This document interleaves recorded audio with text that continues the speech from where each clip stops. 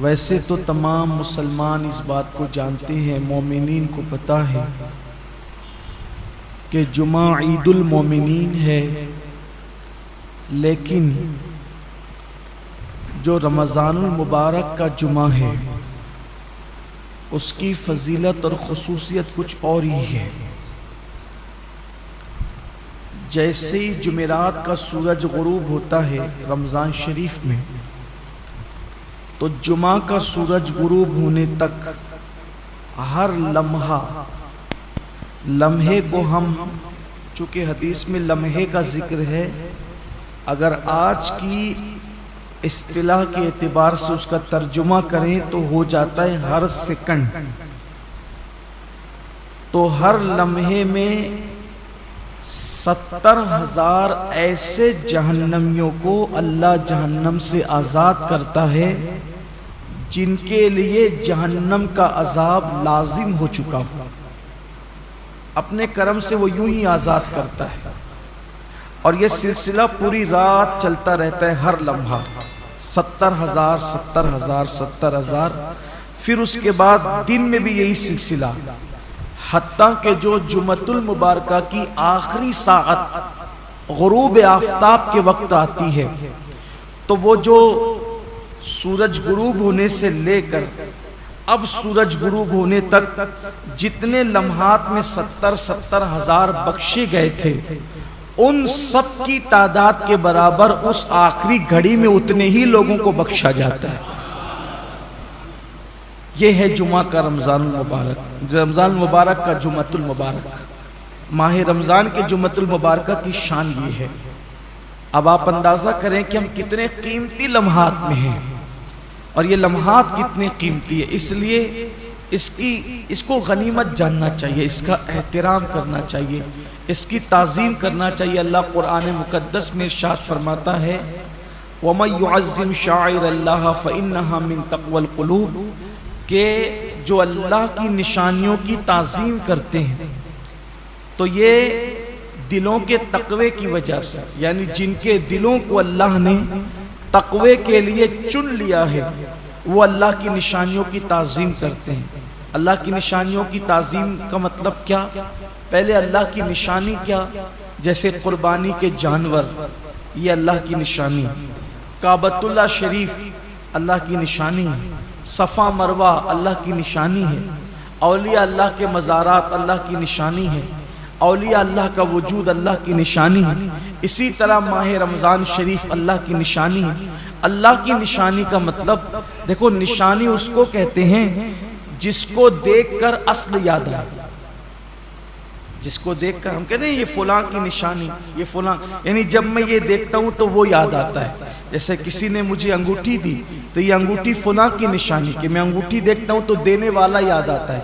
تو جن جن چیزوں کو دیکھنے سے خدا یاد آتا ہے وہ اللہ کی نشانی ہے، اور جو اللہ کی نشانیوں کی تعظیم کرے، احترام کرے، تو یہ اس کے دل میں تقوی ہے، اللہ کا ڈر ہے، وہ اس کے دل میں پرہیزگاری ہے، اس بنیاد پر وہ اللہ کی نشانیوں کی تعظیم کرتا ہے۔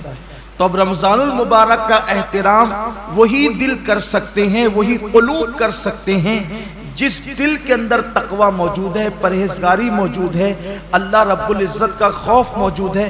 انہی لوگوں کو اللہ توفیق دیتا ہے نشانیوں کے احترام کی اور نشانیوں کی تعظیم کی۔ اب ہم دیکھیں کہ کیا ہمارے دل کے اندر اللہ کی نشانیوں کی تعظیم ہے؟ ہر نشانی کی تعظیم الگ الگ ہے۔ تب رمضان شریف کی تعظیم کیسے کریں گے؟ جیسے اگر کسی ولی کو دیکھیں، کسی اللہ والے کو دیکھیں، تو اس کی تعظیم یہ کہ ہم اٹھ کے کھڑے ہو جائیں، اس کے ہاتھوں میں ہاتھ دے دیں، زیادہ سے زیادہ تعظیم یہ کہ اس کی دست و بوسی کریں، اس سے دعائیں لیں۔ لیکن کیا رمضان شریف کے لیے ہم کیسے اٹھ کے کھڑے ہوں؟ یہ دکھنے والی چیز تو ہے نہیں، اس کے ہاتھ تو ہے نہیں کہ ہم اس کے ہاتھ چوم لیں۔ تو اس کی تعظیم کا مطلب کیا ہے؟ تو سب کی تعظیم جدا جدا ہے۔ اللہ کے حرم کی تعظیم یہ ہے کہ جب حرم میں داخل ہو جاؤ تو جن چیزوں سے اللہ نے منع کیا ان چیزوں سے رک جاؤ۔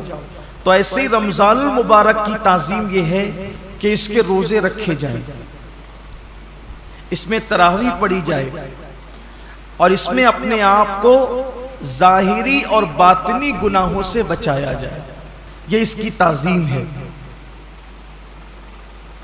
کیا واقعی ایسا ہو رہا ہے؟ اللہ کا شکر ہے کہ ہمارے گنبد و مینار کے شہر مالیگاؤں میں ایک بڑی تعداد میں لوگ روزہ رکھتے ہیں، حتیٰ کہ ہمارے یہاں چھوٹے چھوٹے بچوں کو بھی اللہ نے یہ توفیق بخشی کہ چھوٹے بچے بھی روزہ رکھتے ہیں۔ خواتین اس میں مردوں سے کچھ آگے ہے روزے کے معاملات کے اندر، لیکن کہیں نہ کہیں اب بھی کمی ہے۔ اب بھی ایک بہت بڑی تعداد ہے جو روزہ نہیں رکھتی، روزہ رکھنے سے محروم ہے، اور وہ ان نوجوانوں کی تعداد ہے جو اس وقت محنت مزدوری کرتے ہیں، مارکیٹ میں بیٹھتے ہیں، لوم چلاتے ہیں، کاروبار کرتے ہیں، اور ان کا عذر یہ کہ دھوپ بہت ہے، تمازت بہت ہے، شدت بہت ہے۔ واقعی موسم تو گرم ہے، محنت کا عذر پیش کر کے لوگ روزہ چھوڑ دیتے ہیں۔ پہلی بات تو یہ ہے کہ موسم کا عذر یا محنت کا عذر پیش کر کے روزہ چھوڑنے کی اجازت نہیں ہو سکتی، بلکہ اگر محنت مزدوری کی وجہ سے آپ روزہ چھوڑتے ہیں تو اسلام کا حکم یہ جو احکام شرع ہے وہ بتا رہا ہوں آپ کو، کہ ایک طرف روزہ چھوٹتا ہے کام دھام کی وجہ سے، آپ اپنے اندر طاقت نہیں پاتے کہ محنت بھی کریں اور روزہ بھی رکھیں، تو روزہ نہیں چھوڑ سکتے۔ آپ کو شریعت یہ حکم دیتی ہے کہ آپ اپنی مصروفیات کم کر دیجئے، آپ کام شارٹ کیجئے، لیکن روزہ آپ کو رکھنا ہے۔ اس لیے کہ رمضان شریف کے ایک روزے کی اہمیت یہ ہے، ایک روزے کی، کہ جان بوجھ کر اگر کسی نے رمضان شریف کا ایک روزہ چھوڑ دیا اور اس کے بدلے میں پھر وہ پوری زندگی روزہ رکھے، تو زندگی بھر کے تمام روزے اس ایک روزے کی فضیلت کو نہیں پہنچ سکتے جو ماہ رمضان شریف میں رکھا گیا ہے۔ ماہ رمضان شریف کے روزے کا بدل زندگی بھر کے روزے نہیں ہو سکتے۔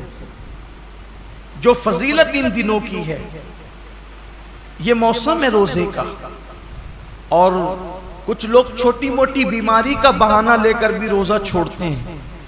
ہر چھوٹی موٹی بیماری پر روزہ چھوڑنے کی اجازت نہیں ہے، گنہگار ہوں گے، سخت گنہگار ہوں گے۔ جس نے ایک روزہ رمضان شریف کا چھوڑا پھر اس کو قضا بھی کرنا پڑے گا ایک روزہ، اور توبہ بھی کرنی پڑے گا۔ یہ بھی عوام میں غلط فہمی ہے کہ جو لوگ سوچتے ہیں کہ رمضان شریف کا ایک روزہ چھوڑ دیا جان بوجھ کر تو 60 روزے رکھنے پڑیں گے، ایسا نہیں ہے، ایک ہی روزہ رکھنا ہے۔ یہ اصل میں جو بلا وجہ روزہ توڑ دیتے ہیں رکھ کر، 60 روزے ان کے لیے کفارے میں، لیکن جس نے روزہ چھوڑ دیا بہت برا کیا، اس نے ایک ہی روزہ رکھے گا بعد میں قضا، لیکن ساتھ ہی اس کو توبہ بھی کرنی پڑے گی۔